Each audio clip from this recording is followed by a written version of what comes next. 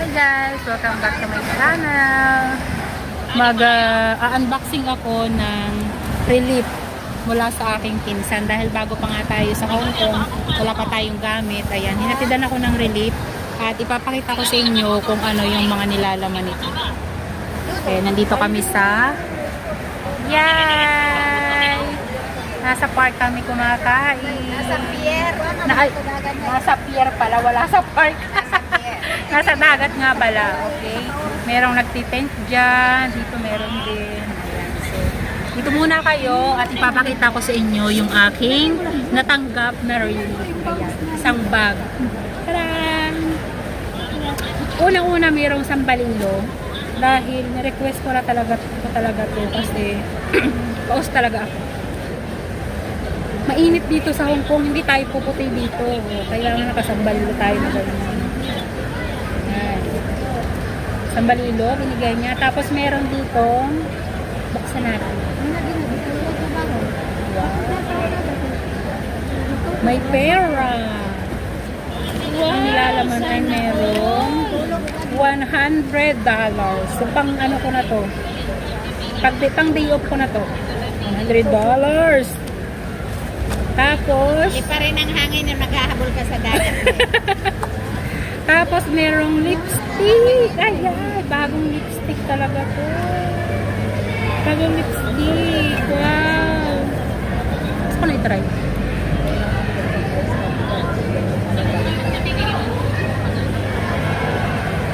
Ano din siya? Dark color din. Lipstick, tapos may tissue, may with tissue, may chocolate, yeke, may Toblerone. Ayan, so ibalik natin.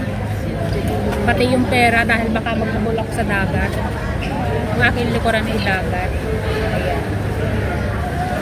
Tapos, ang laban ay ito, bago dito. Buksan natin.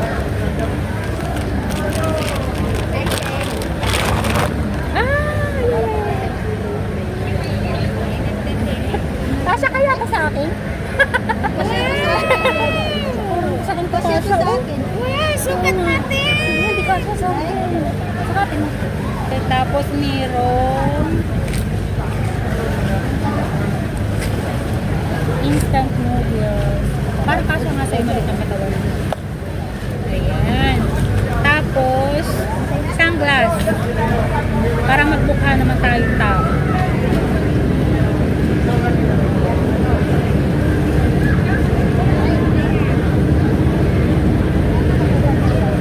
And then, mayroong, wow,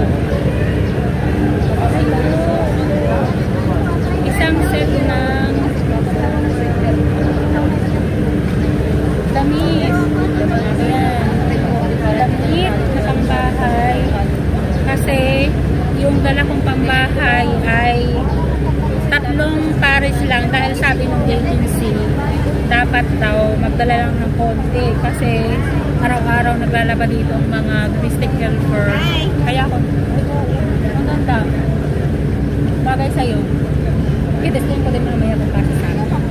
Ito, ayan. Pambahay din. Hindi ko na ipapakita sa inyo kasi pambahay lang. 1. Tapos, towel. Tapos merong, ayan. Merong toothpaste, may toothbrush. Tapos merong, ano ba ito?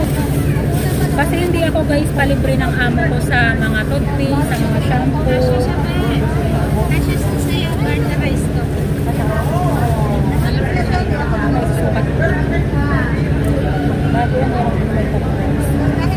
ano ba ito? Toothpaste kasi merong nakadrawing na ngipin. Toothpaste din siya. Tapos, ayun dami niya pinamigay sa akin. Kakahiyan naman ko sa pinsan ko. Tapos merong angel. Ayan. May kape. Okay, slide. Tapos, ayun, may pabango. Saigon ba yan? Nobody knows. Ayan. Ayaw pagkuha na. Para naman tayo hindi amoy saka... Uy, ang bago. Sarap. Kabang... Anong pangalan? Hanapin natin to. Ano yun? Nobody Nobody knows. knows. Tapos, ano ba ito? Hindi ko alam kung ito ay ready to drinks na or hindi ko lang ipag... Ano to? Iniinom mo ito? Coffee. Na rin. Ready to drinks na. Hindi na siya kailangan. Alam, mahal yan kung Sara yan. Tapos, ayan, mga damit niya na pambahay. Pwede itong pambahay. Ari, ang bango. Mga pambahay. Kasi pambahay ko tatatlong piraso. Niikot sa washing machine, tatatlong pirasong Paris. Hindi ako magdala ng madami kasi sabi ng agency, wag daw magdala ng madami. Dahil yung iba daw nakatulong dito, hindi pinapagamit ng washing machine. Ay, Sara nga. Sara, mahal ito. Mahal, makakapabango tayo. Ayan, ang bango. Tapos, ayun. Ayan, may panlatag tayo. Yan, meron din ano, banig. Dito pala, oh. Mamaya ayusin ko. Uli pa rin yan. Importante sa lahat, merong banig dahil yun yung mga kailangan natin ng OFW kapag nagbe-bake off. Kailangan merong banig kasi tulad dito, pag nakaupo kami dito sa isang tabi, ayan. May banig tapos, ayan, may payong din. Bago pa to, mga bago pa binigay ng pinsan ko. Hindi masyadong malakas yung dito ko dahil masakit yung lalamunan ko. Kaya mainit dito sa Hong Kong, kaya kailangan mo ng payong. Ay! Merong energy. Ayan, energy. Kaya pala ang bigat nitong relief nito, ang dami lang. Tapos, ayun! Shower gel.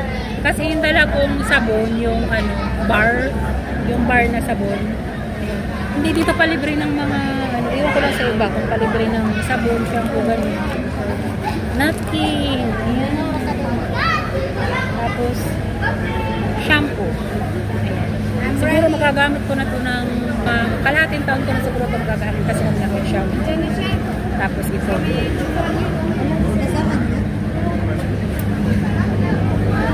So, yun lang yung nilalaman ng aking relief bag na galing sa aking pinsan. Ayan.